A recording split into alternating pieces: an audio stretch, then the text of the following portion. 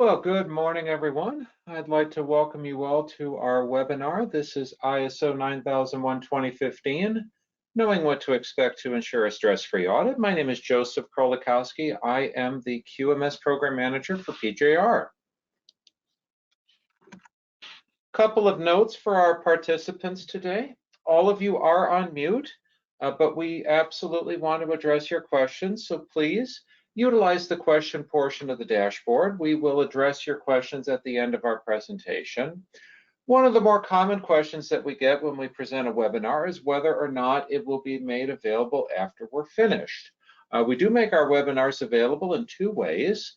Firstly, if you'd like to get a copy of the slides, they are available for download from our website. Just go to pjr.com and look for the webinar link. And if you'd like to rewatch this webinar with the voiceover or share it with a colleague, we do post all of our webinar recordings to our YouTube page. And the link for that can also be found on our website. Just look for the heading Previously Recorded Webinars. Now, our topics for today, we're going to talk about the fact that ISO 9001 is an interpretive document. And that it is meant to be applied at the company level. We're going to talk a little bit about where the data that was used to make up this presentation came from. And we're going to break down some of the key areas. I've got them listed here, and we're going to be going over these kind of one by one during the presentation. I'll also have some comments on the role of leadership in the ISO 9001 quality management system. I've got a couple of concluding remarks, and then we will address your questions.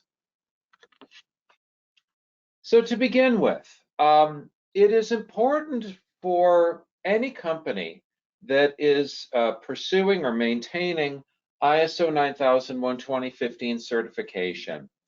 It's important to acknowledge that it is an interpretive document. In other words, it is meant to be looked at and interpreted by the people that are using it.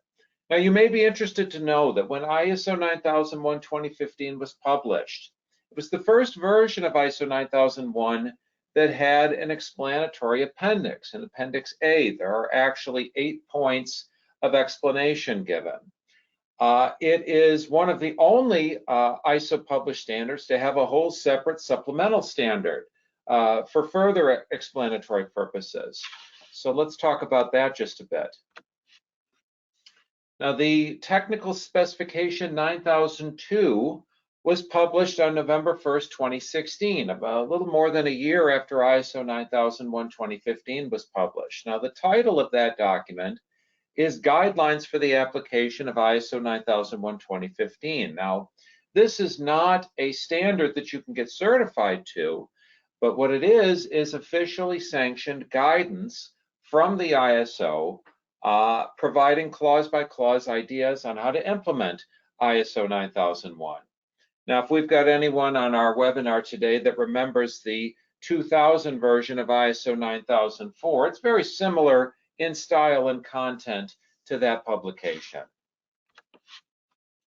So, because it is an interpretive document, because ISO 9001 is an interpretive document, we have to acknowledge that there are a lot of ways in which the requirements can be implemented. And none of the requirements has a perfect method for implementation. Now, this is a message that we broadcast not just to our clients, but to our auditors as well. This is something that we try to emphasize to the people that do the audits. You have to respect that each organization is in a position to decide for itself what it means to implement the various requirements. Now, the auditor's role is to review what you've done and exercise some judgment as to whether or not what has been done represents a true fulfillment of the requirement. Now, I also want to address, and at this point now, this is not news. I mean, this was rather groundbreaking at the time. When the 2015 revision of ISO 9001 was published, one of the things it did that was considered controversial at the time was it eliminated the last of the required procedures. Now, if you go back to first and second edition of ISO 9001, the 87 and 94 versions, there were actually 16 required procedures. Now, if you jump ahead to the 2000 and 2008 revision, that was scaled back to 6 required procedures. Well, under ISO 9001 2015, there are no required procedures.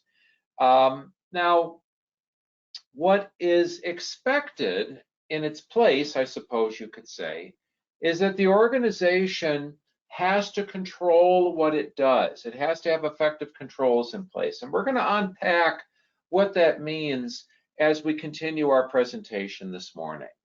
Now, having said that, if an organization chooses to have a procedure, chooses to have a work instruction for any activity, the content of that document can be cited in the context of an audit. And that's due to how we define audit criteria. Now, this is a definition that comes from ISO 9000. Audit criteria is understood as policies, procedures, or requirements that are used as reference against which objective evidence is compared. So in other words, if you are having an audit performed, the auditor goes into an area and there happens to be a procedure for that activity. Well, the auditor is within his or her rights to review that procedure and say, why aren't you abiding by this procedure?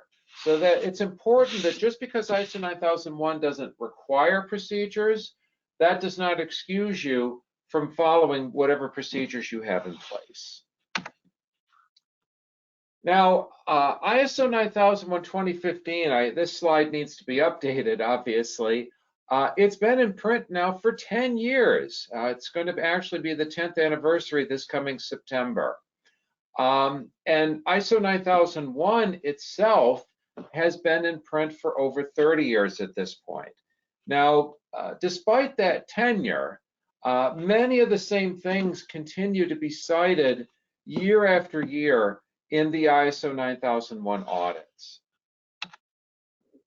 Now, back in October of 2018, when this webinar was first put together, we conducted a data mining exercise. We used approximately 350 audits from a period of time roughly covering the prior 12 months. Now, we have since repeated this exercise on 2 separate occasions where we kind of did some data mining.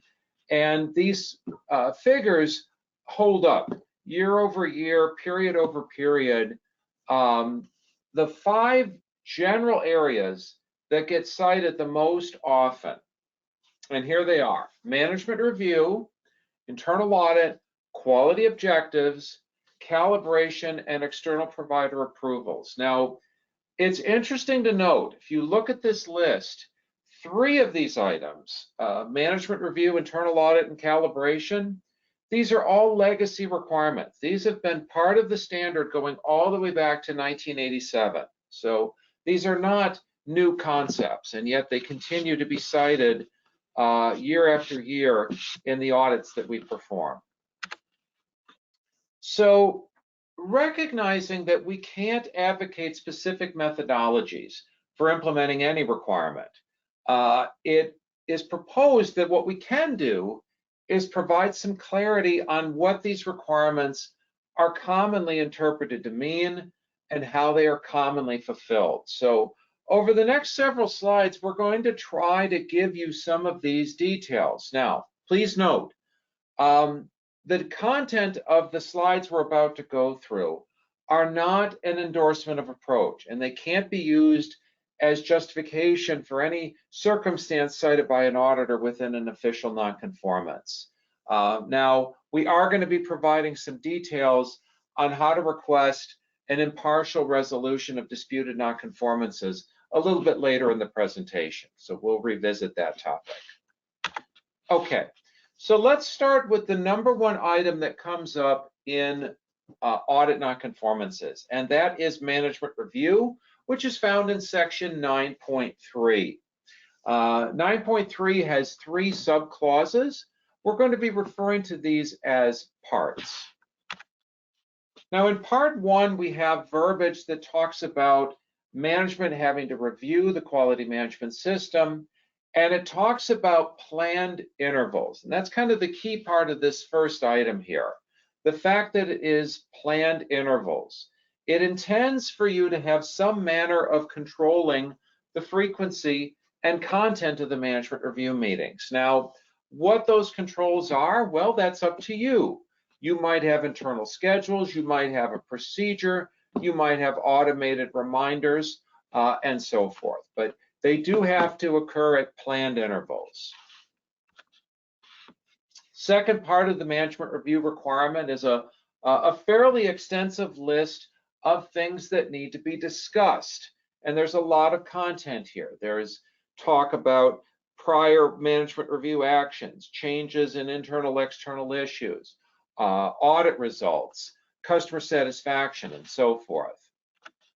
Now, each of the content items from that previous page is mandatory, but it is not a requirement that every item be included in every management review meeting. If it is a better arrangement for you and your team to have the management review be done in small bites, that's fine. If it works better for you to do everything at once, that's also fine. A lot of our clients like to use PowerPoint presentations to make sure that all of the content is covered. That's okay. It's not mandatory.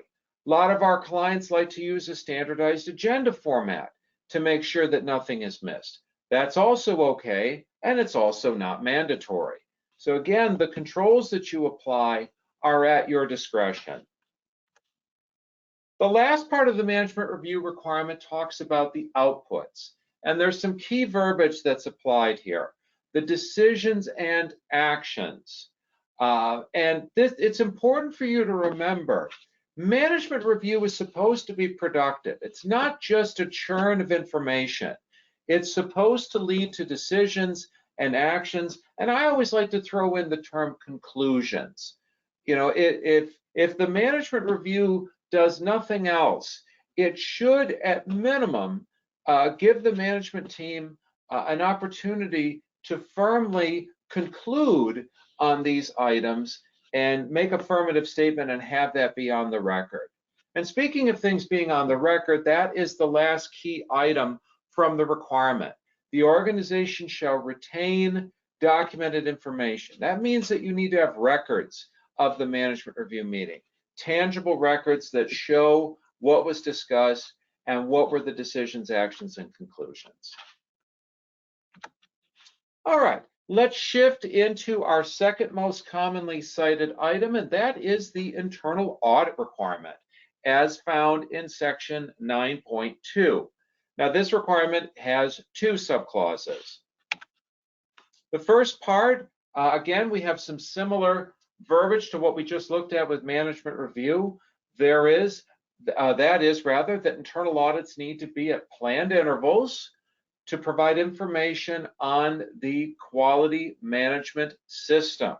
And I'm going to explain why I'm emphasizing that so much in the next slide here. And to make sure that the requirements of the international standard are being implemented and maintained. So let's unpack this a little bit. Again, our first key point is this business of planned intervals. Now, internal audits have to be conducted according to some sort of scheduling mechanism. Now, there's a lot of, again, options for that. You can have calendar triggers, audit plans, database scheduling, etc., whatever works for you. Just like with the management review, if it makes more sense for you to have the internal audit be done in small bites, that's fine. If you want to do it all at once, that's fine too. There is an expectation that you are taking a risk-based approach in your internal audit planning. In other words, if you've got an area that is problematic, it probably should get looked at a little more often than the other areas. And that's obviously going to be taken on a case-by-case basis. I also like to point out this business of the requirements of this international standard. This implies that you have to make sure that all of the requirements from ISO 9001 are included in your internal audit process. Now, a very common mistake that we see from time to time is to not include the internal audit process itself in the internal audit assessment. You are definitely required to audit the audit. It's part of the standard. Now, I want to circle back to this business of performing the audit against the quality management system. Now, bear in mind that ISO 9001 itself establishes that a quality management system is made up of processes. We refer to section 441 for this, where it says that you need to determine the processes needed for the quality management system and their application throughout your organization. So it is therefore expected that you're going to structure your internal audit with respect to your processes. And in other words, you're not going to do a clausal audit, you're going to do a process audit that includes assurance that all of the clauses are fulfilled. Now, the second part of the requirement from internal audit is explained here, and we've got kind of a lengthy list of items here. We talk about planning of the audit, maintaining an audit program. We talk about defining criteria and scope. A key point is selection of auditors and conducting audits to ensure objectivity, ensuring that the results are reported to relevant management, that we're taking correction and corrective action, and again, retaining documented information. So let's unpack these ideas. One item that we get asked about from time to time is, what does it mean to be qualified to conduct an internal audit? What do we have to do to get our internal auditors to be qualified? Well, the short answer is, it's up to you. The organization is allowed to set its competency requirements for internal auditors in the same way that you do for any other task in your company. Now, you have to figure out what that looks like. Now, it cannot just be kind of a grand sign-off. You need to have a process that you've established. You need to figure out, okay, are we going to have our auditors attend some kind of formal training? Are we going to have them do shadow with an existing auditor, etc.? Again, you have to determine competency requirements. That comes from section 7.2 of ISO 9001. Now, a key issue that we see come up at times is a lack of responsiveness to internal audit nonconformances. If you have an internal audit and there are NCRs that are written during that internal audit, you have to treat those with the same seriousness as nonconformances that you're getting, say, from PJR or from a customer complaint. Now, as we noted, the requirement talks about both correction and corrective action. Those are two separate concepts. And if you don't know the difference between the two, you'll need to do some study on that. And also, lastly, there needs to be records of the internal audit. And I always like to point out that the method of recording the audit is, again, up to you. You're allowed to use whatever type of audit working documents make the most sense to you.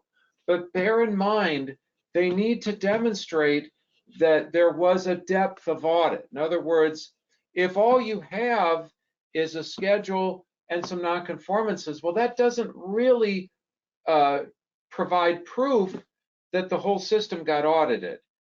We need to be able to kind of see the process. We need to see the footprints, think of it that way, and see that the entire system was included in the internal audit process. And that means recording evidence of conformity in addition to evidence of nonconformity. So kind of bear that in mind.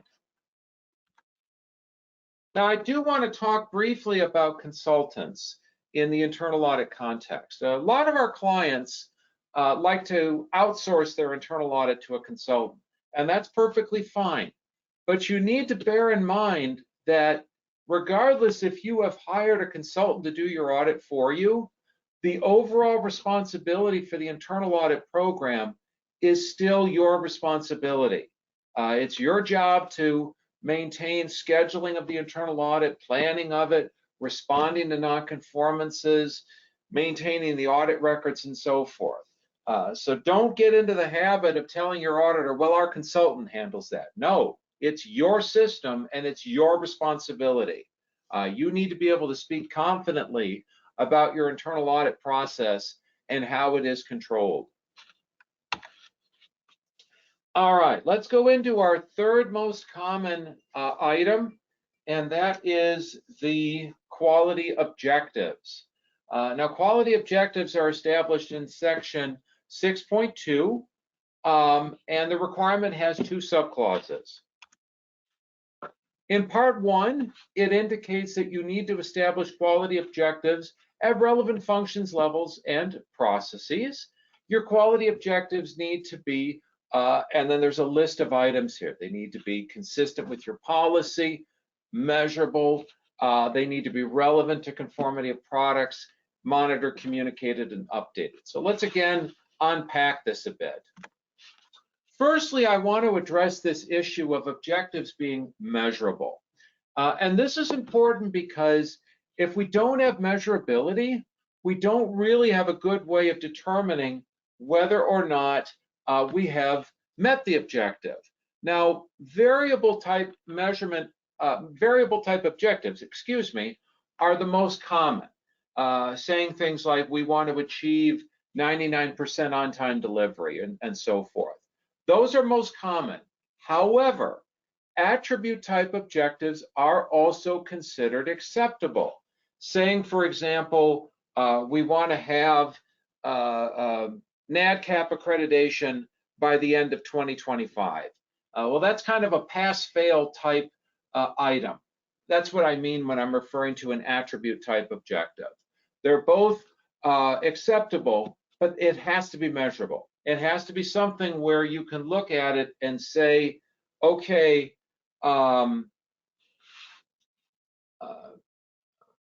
okay, we can attain this, or we did attain this, or we didn't attain this, etc. Okay, let's shift gears and talk about relevancy to customer satisfaction and products and services. Now, this was actually a new concept when ISO 9001:2015 was published. It's important to note that if you have objectives in things like profitability, safety, etc., that's fine, but you need to make sure that you have other objectives that are relevant to customer satisfaction or conformance of products and services. So you can have all the objectives you want, but you need to make sure that you're hitting those ideas with at least some of your objectives. Also, quality objectives are a topic that everyone in a quality management system is expected to know about. They should be able to demonstrate some knowledge and awareness. Now, how do you accomplish that? Well, again, it's up to you. You can put up placards, you can have meetings. How you get there is up to you, just like everything else in ISO 9001. But this is one of those topics, very similar to quality policy. This is one of those topics that an auditor can literally ask anyone in the building about, and they should be prepared to explain it from their perspective. Now, the second part of the objectives requirement talks about when you're planning to achieve your objectives, you need to determine what will be done. And then, of course, it goes on to talk about resources and responsibilities and so forth. 9002 actually gives an interesting point of clarity what they mean by what will be done. It means that you need to determine the actions that need to be implemented to achieve the quality objectives. So think of it this way. Having the objectives is important. Measuring the objectives is important. But it can't just be, well, here's our objectives and we're going to try for it. You need to have a plan of action. You need to get your arms around how are we accomplishing this? What are we doing to drive towards this? And this needs to be something that you can explain to your auditors. Now, the key takeaway, as I said, is it's not enough just to have established objectives. You do need to track progress achieved towards them. Now, I want to emphasize the last bullet here. If you don't achieve your objectives, a key point, achieving your or I should say not achieving your objectives is not an automatic nonconformance on audit day. It's okay to not hit your objectives. Where we have a problem is not hitting the objectives and doing nothing about it, not taking any kind of responsive action. That's when we have a problem. So on audit day, you need to be prepared to show the auditor information on your objectives and tracking progress towards them. And if you've had something where you didn't quite hit the mark, explaining what you're doing about it, demonstrating what you're doing about it. Okay, let's go on to item number 4, monitoring and measuring resources. Now, this requirement is typically referred to as calibration. Now, this refers to any device or tool or gauge or meter or what have you that's being used to perform monitoring and measurement of outputs. Now, this is most typically referred to as inspection or testing of parts or items. Now, the primary clause that we're going to be looking at here is 7.1.5, which also has 2 subclauses. Now, in the first part here, there's some kind of high-level verbiage about determining what your measurement resources need to be and making sure that they're suitable and fit for purpose. And then there's this very key item, retaining appropriate documented information of fitness for purpose of monitoring and measurement resources. Let's start there. This is this business of retaining documented information. Again, this is a giveaway that you need to have records. So this is where we point out that you need to have records of calibration, records of verification for all of your measurement devices. Now, in terms of what's in those records, the content of those records, it's driven by the second part of the requirement. So let's jump right into part 2. Now, again, part 2, there's a lot of verbiage here. It talks about that your monitoring and measuring devices need to be calibrated or verified against measurement standards traceable to international or national measurement standards. Another key item I've got highlighted here, identified in order to determine status, safeguarded from adjustments, and then that you need to determine the validity of past measurement results if you find out that measurement equipment is later found to be unfit for purpose. So again, let's unpack this a bit. The 2 most often violated aspects of this requirement are, first, traceability to national or international standards. Now, in the United States, in most cases, that's going to be the National Institute of Standards and Technology, NIST. So in other words, when we are reviewing records of calibration, we are looking for that NIST code. And NIST has got traceable methods for almost every conceivable type of inspection activity. There are some situations where there is not a NIST traceable protocol. It's usually an inspection method that is proprietary, something that's been developed by just one company. In that instance, that rare instance, if there is not a NIST traceable protocol, the device manufacturer can provide calibration or verification. That's considered also acceptable. Now, the other aspect of this is device identification in order to determine status. Now, you need to understand that when we are looking at your measurement devices, your calipers, your micrometers, your depth gauges, and so forth, we need to see that these items are identified in order to determine status. Now, that does not necessarily mean calibration stickers. I know sometimes that is the expectation, but understand that this means identified in order to determine status. So if we have a way of tracing back to the calibration records, it does not necessarily have to be a calibration sticker. Okay, so Final key item that comes up in audit NCRs, and that's external provider approvals. Now, in the older versions of ISO 9001, there were some terms that were used in different sections of the standard. We talked about suppliers and subcontractors and outside partners and so forth. And the requirements resided even in different parts of the standard. Well, under ISO 9001 2015, these were all brought together under the collective term external provider. And the requirements for the external providers are now uniform. And these are not new requirements. They can be found in the third paragraph of section 8.4.1. Firstly, you shall determine and apply criteria for the evaluation, selection, monitoring, and reevaluation of your external providers. And there's that records verbiage again. You shall retain documented information of these activities. So again, just like everything else we've talked about, what it means to evaluate an external provider, well, that's up to you, what the methodology is. And this is something where, again, some organizations get hung up on, well, gee whiz, I have to do process X, Y, and Z for every single supplier I have. No, you're allowed to have different evaluation techniques depending on who the supplier is.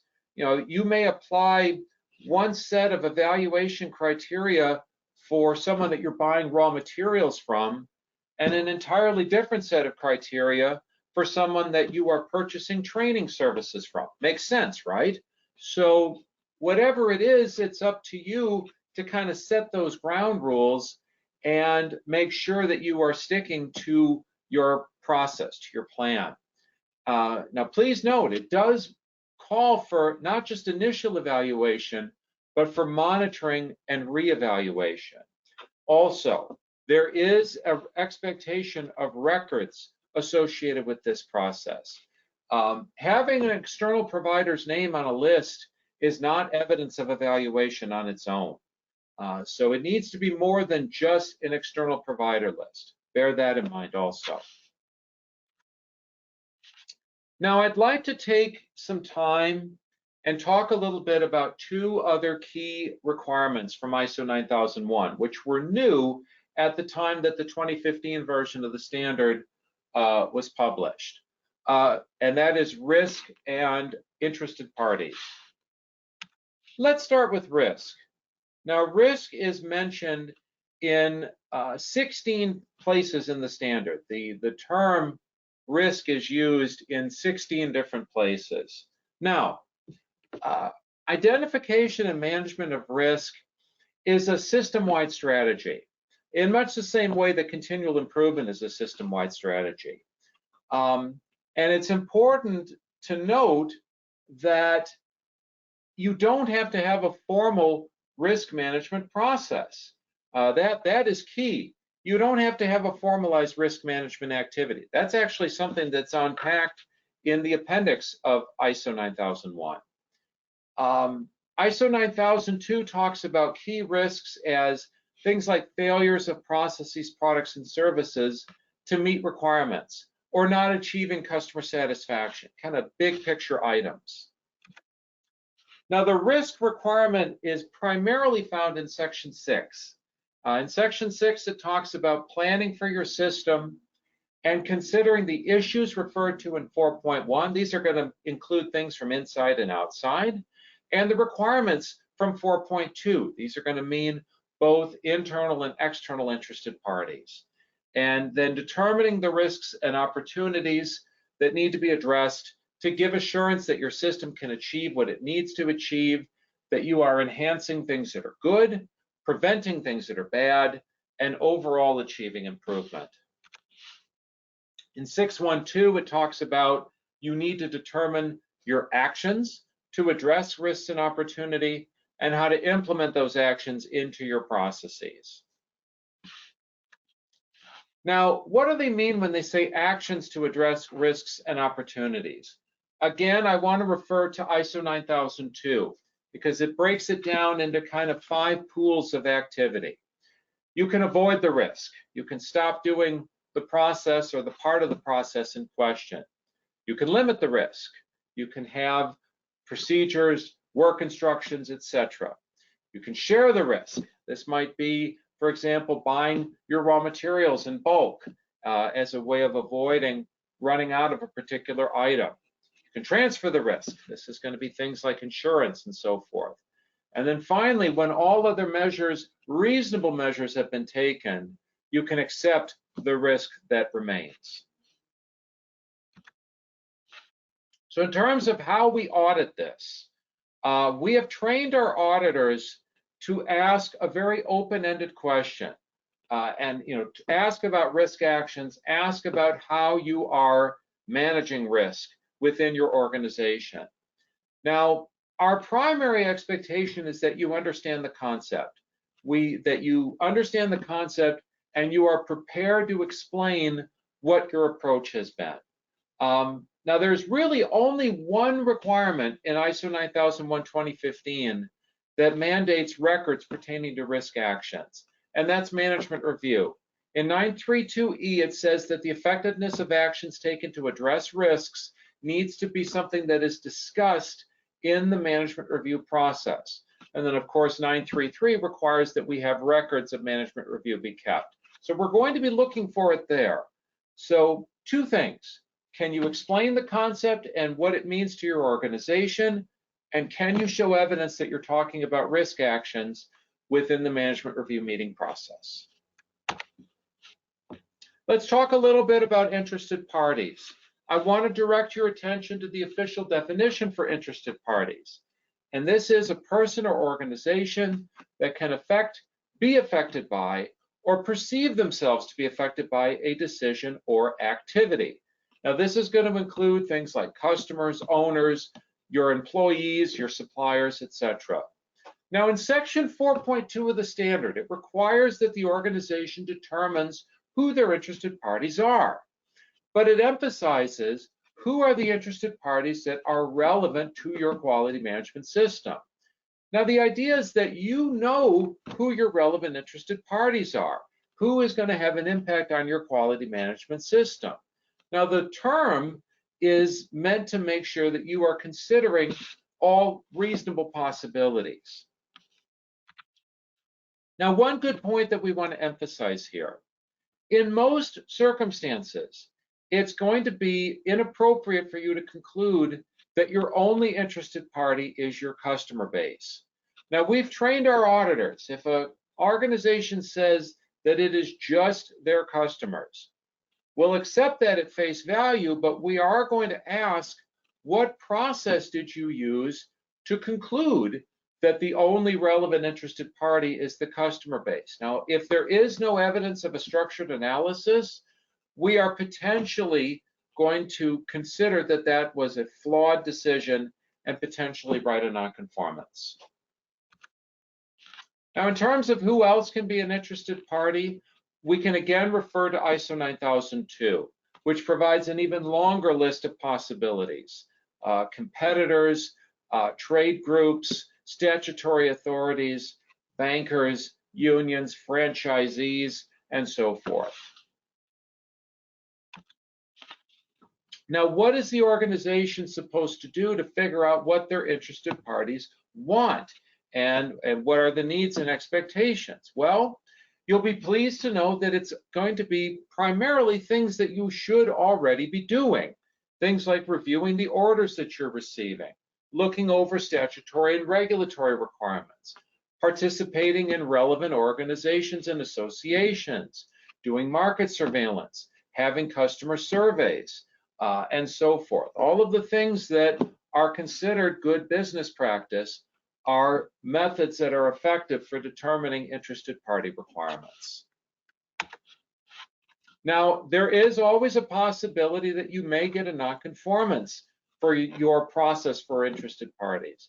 And the two primary clauses are going to be section 4.2. This would be cited if we have no evidence or limited evidence of a process for monitoring and reviewing information. And secondly, if there is no evidence that interested party feedback is being gathered.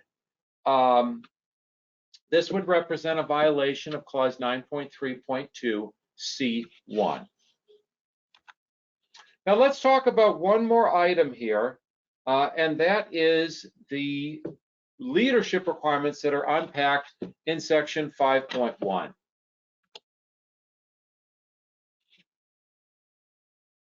Now, leadership is a concept that, when it was initially introduced, it was a new idea. Obviously, management and the role of management is something that has been part of ISO 9001 from day one. But this new concept of leadership was something that really kind of pressed the matter. So PJR decided that the way to address this was via an activity that we came to call the leadership interview. And we've since learned that we are actually the only certification body that addresses it this way. So we have a very direct assessment of this activity. Now, the leadership interview questions, I've got them listed here. These are taken from our audit report, and we're talking about things like accountability of the management team, participation of the management team, ongoing internal, external issues, and so forth. Now, one thing that we have noted in some cases, when we get a completed audit report, sometimes only a single individual is included in the leadership interview. That is conceivable in a small organization, but it becomes less plausible in a situation with a higher employee count. So again, unless you are a very small company, when the auditor asks to have the leadership interview, they mean the leadership team. So who is leadership? Well, in 9002, we have a little bit of guidance on this. It states that certain authorities and responsibilities can be delegated, but accountability remains with top management. So you can have a management representative, kind of an ISO leader, but the top management needs to be involved. Now, one of the more common questions that we get is, if we have a nonconformance and we don't agree with it, what are we supposed to do about it? Well, PJR is required to provide a process for contested nonconformances. And it's actually explained in our procedure Pro 10. Pro 10 is available for download direct from our website. If you go to the home page, go to the bottom, look for registration document download, you will find Pro 10. Now, if you have a nonconformance that you need to dispute, you need to do so within 15 days of the end of the audit. We actually have a whole separate webinar on this topic. It's called Your Ongoing Relationship with PJR. Now, in conclusion, ISO 9001 is still the world's most utilized management system standard, with just over 900,000 registered companies. Now, the things that come up in the audits, the things that are cited in nonconformities, they are avoidable, but they still seem to come up time and time again. So we are hopeful that this presentation will leave you feeling more confident that things will go well on audit day. If you're ready for a deeper dive, we do offer a special course called Clause by Clause. Now, this is a great primer for anyone who is new to ISO 9001 and wants to really have a deep dive into what the standard means. It is available on our website, and it is 100% free.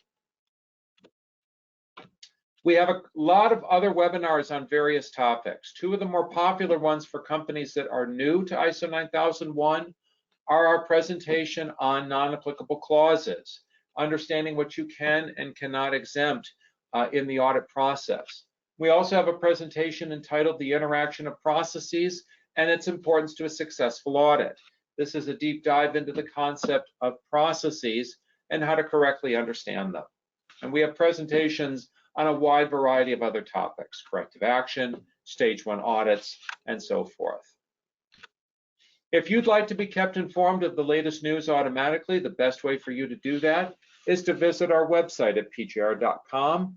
Go to the bottom of the page, enter your email address in the provided space, and click subscribe. You will be opted in for automatic updates on new webinars, updates to the standard, and other points of information. I do thank you for your time and attention. I'm going to go ahead and unlock the question portion of the dashboard and see if we have any questions today.